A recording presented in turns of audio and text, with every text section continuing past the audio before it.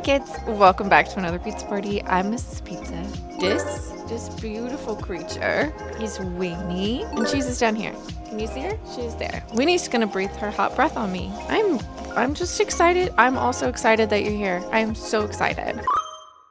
We are pretending it's fall where I live, because technically I think it is fall. I have not looked at the calendar, but I'm pretty sure we are officially in the autumn as far as the calendar says. But where I live, it's 1,000,000 degrees. It is overcast, which I am very much enjoying, and some of the leaves have started to turn a little bit. But you walk outside and it's like getting punched in the face with summer.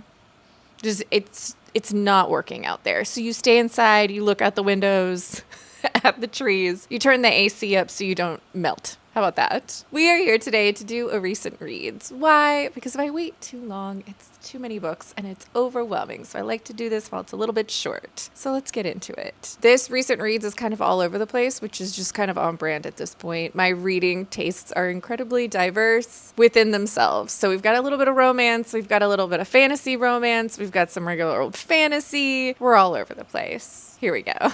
The first book we're going to talk about is Funny Story, and this is by Emily Henry. This is Emily Henry's most recent romance release. I am an unrepentant Emily Henry fan, and so no surprise here, I absolutely loved this book. This is the story of Daphne, and Daphne thought life was great. Daphne thought everything was going perfectly. She was engaged to her fiancé Peter. They were going to get married. They were living in the small town that his family had like a summer home in. Everything was going according to plan. Well, that was until the night of the bachelor party, because after the bachelor party, Peter comes home and informs Daphne that he's actually in love with his childhood best friend Petra, and they have decided to run off into the sunset together. So Daphne's life just exploded. So Daphne ends up having to move in with Miles, who is Petra, the woman that just ran away with her fiance's ex-boyfriend. These two were kind of left in the lurch. They were completely heartbroken. Their relationships exploded, and they end up living together because really they don't have any other choice. Where are they supposed to go? Through circumstances, Miles and Daphne come up with the idea of pretending to be in a relationship to get back at their exes who are, according to social media, living out their dreams, their romantic, idealized dreams.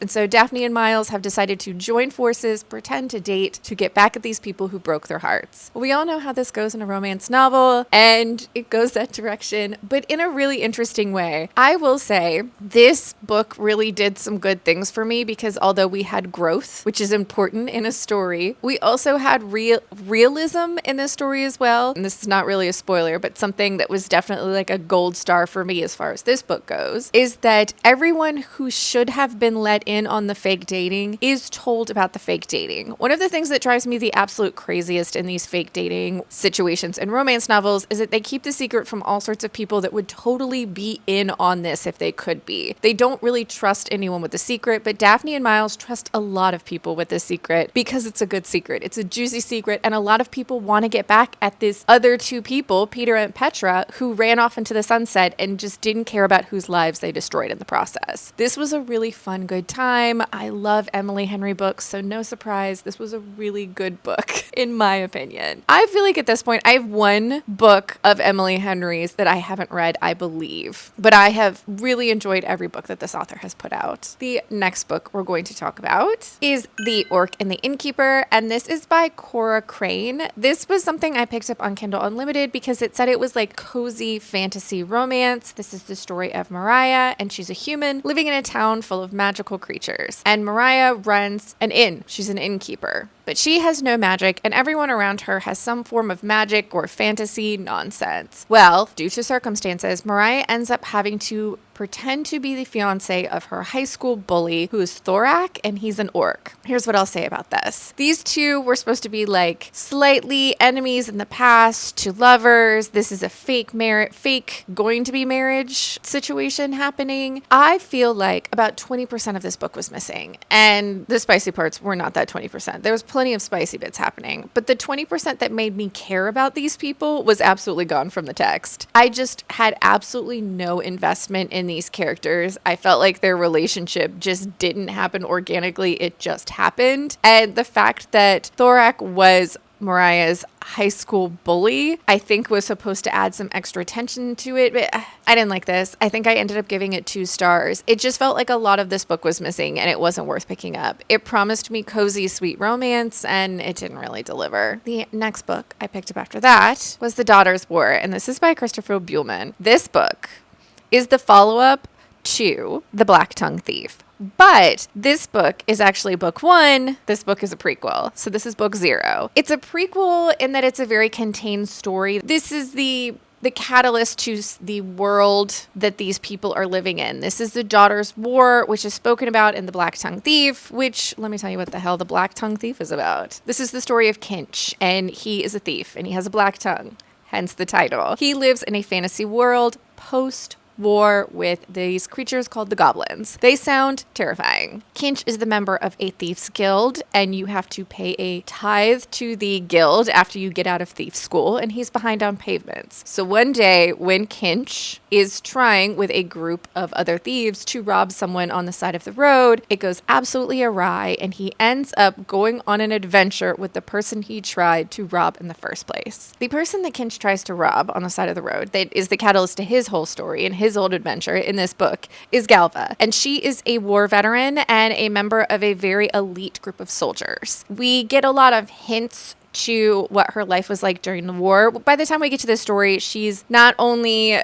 survived this war, but she's gone on to train other soldiers. She is an older veteran in this story. Not ancient, but she's been through some stuff. She's survived. This book is the story of what happened to Galva in the war. This book is through Galva's point of view and is presented to you as a story that Galva is recounting after the fact. She is really focused on the war and kind of her arriving, this fresh, green, young soldier in this group of elite soldiers that are a brand new group within this army. They have trained these things known as war corvids, and they are a magical creature that were specifically cultivated, bred, created for the purpose of going into battle with these soldiers. This story, without going into too much detail, is incredibly heartbreaking. Whereas in the first book, Kinch has this very dark humor. He is going to laugh at a funeral. The whole book is kind of this story that Kinch is telling, and he likes to make jokes to take some of the pressure off some of the dark things that are happening, so you're laughing along with Kinch the entire time. In this book, Galva has a very different sense of humor. It still pops through sometimes, but this is a very grave and straightforward story. There's a lot of moments, due to the nature of Galva recounting a story, that she begins portions of the story by telling you, and this is the last time I saw this person, or we didn't even know what was about to come down upon our heads. And then you get into the thick of what is about to happen. In the first book, you are introduced to the goblins as this thing that these people have been at war for several wars. There's so many wars. The Daughter's War ends up happening because after several wars, they've kind of run out of men, and so they're now starting to bring women into the fold because they're running out of soldiers. And so the daughters of these nobles and these people start showing up because we've already killed all their sons in battle. When I tell you that the goblins are made into this absolutely terrifying, horrific, opposing villain, like they're the villains of this story. And though in the first story you were introduced to the goblins, you're told they're awful, you're given physical descriptions of them and quick stories about things that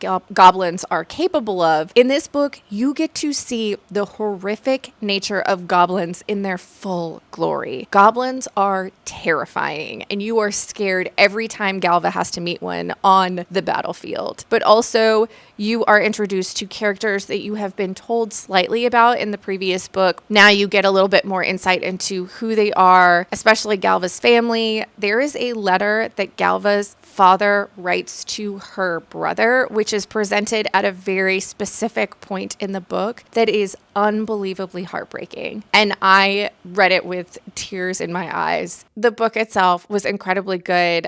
You are reading about a war and going through that war with Galva and just getting the backstory to why this character is the way she is, why she's loyal to who she's loyal to, some of the heartbreak, some of the moments that solidify her as one of the greatest warriors of her generation. This was a fantastic book. If you read The Blacktongue Thief, this is a very different tone, but really worth the read. I loved The Daughter's War. The next book I picked up after that was The Spear Cuts Through Water, and this is by Simon Jimenez. This is a book that is a little hard to describe, but incredibly beautiful. See, this is a story that is using a tradition of oral storytelling to bring you a story from a fantasy world, but you are kind of existing simultaneously in 3 points of time. In a point in time with a young man who is living more present day and not in a fantasy world per se, during a time of turbulence, during a war. He is then recounting the stories that his grandmother used to tell him when he was a child about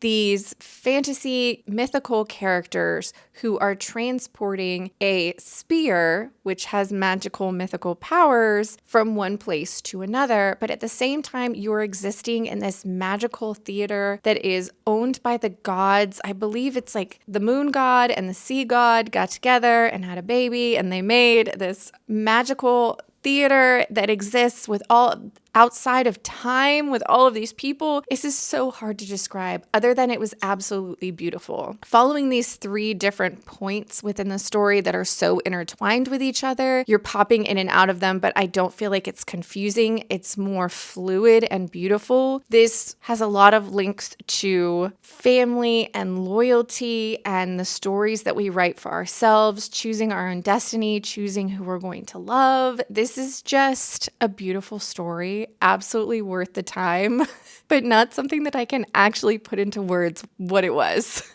I think if you're the least bit interested, give it a try. It's a completely different experience from other fantasy novels that I've read, but yet something that I feel like was truly enjoyable in its differences, in its originality. How about that? The next book I picked up after that was Business Casual, and this is by B.K. Borison. This is the final book in the Lovelight Farm series, which starts with Lovelight Farms, which is a story that is friends to lovers at a Christmas tree farm. Then we have 2 subsequent books that fall after that are following different characters that work on the farm. And now we have got our final book, which is the story of Nova, and her brother is a character that got his own book a couple books ago. Nova runs a tattoo shop. She's a tattoo artist, and she has been really unlucky in love. But there's this super flirty brother of our character from Lovelight Farms who has always had a thing with flirting with Nova. And one night when they're both at a wedding, Nova says she's going to call him on his BS. She walks over to Charlie and she's like, all right, you want to do this? Let's do this. Come on.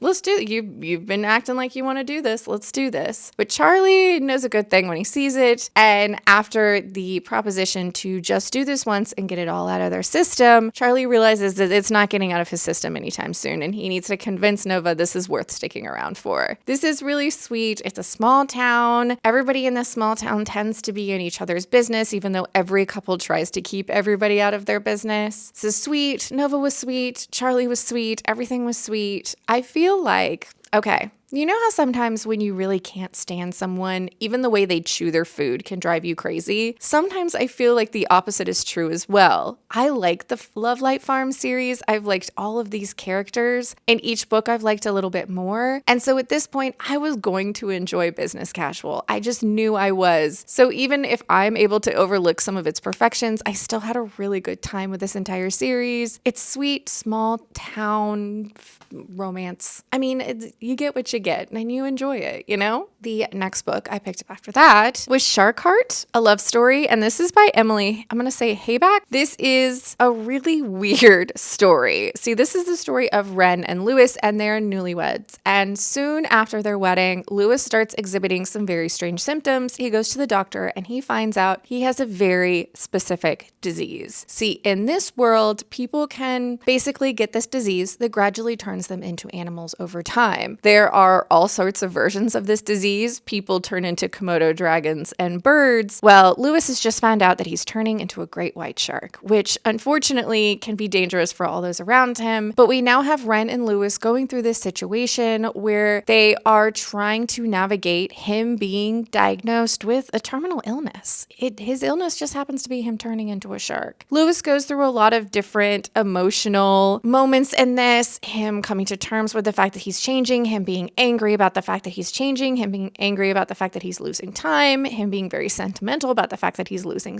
time. These two people are in love with each other, and one of them is slowly disappearing. This story was incredibly sad. I knew that going into it that it was probably going to be sad because we have someone turning into a great white shark. That doesn't sound like it's going to end well. There were some really beautiful parts about this story. It's very weird, but you know exactly what we're talking about. What the imagery we're using is we're using it to discuss someone having a terminal illness of some kind. And all of the different versions of the animals people can turn into kind of represent different battles that someone could take with an actual disease and actual reality. This is not perfect, and I didn't necessarily love how it ended up, but I don't know how it could have ended up any different. I think that this was a beautiful story. It definitely was a very fast read. Very odd, but good. I liked it.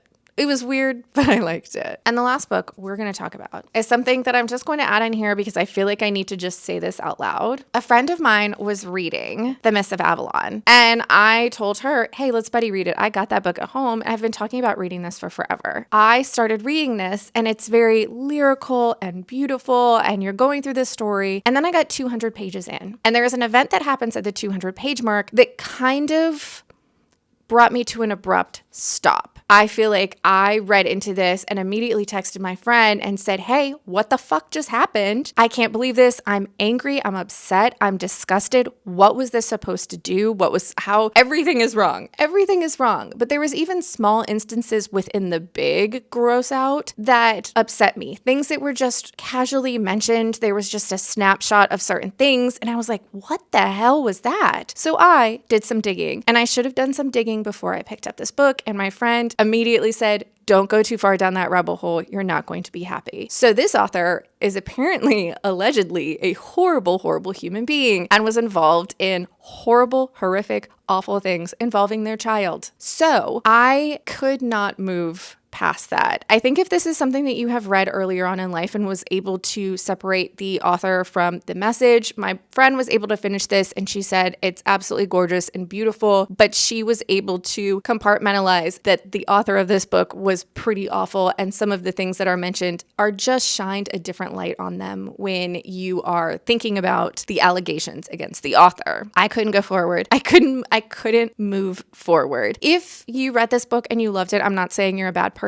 If you read this book and you have talked other people into reading this book, you're still not a bad person. Your enjoyment of this book doesn't make you a bad person. I unfortunately cannot separate the author from their acts and their art in this situation just because of some of the topics and things that were going on.